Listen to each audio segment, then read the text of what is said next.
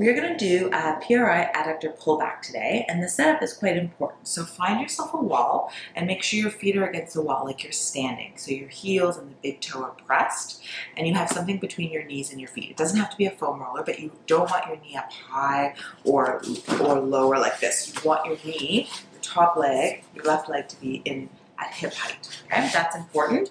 Your knees are at 90, like you're squatting in a chair, and you have a little bit of a pelvic tuck, so you're not arching through your lower back, and your ribs are sort of connected and knitted, so you're working through your core. And you'd always, as always, start with some breathing.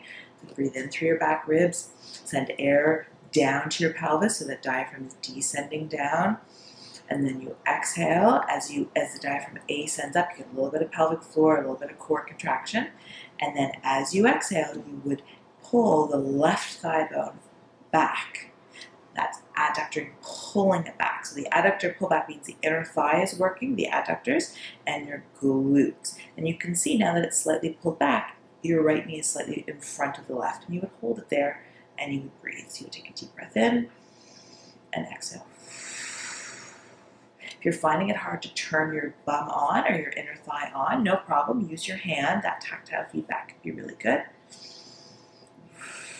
And you can even do a couple reps where you release and then you pull back again. So sometimes I like to do 5 where I actively pull that left thigh bone back, and then on my 5th one I'll sort of hold and do some breathing and feel that contraction. And really watch that you're not going into your lower back. It's very easy when you pull back to arch, so keep that little pelvic tuck and feel the glutes and the inner thighs turn on and feel yourself standing on the wall.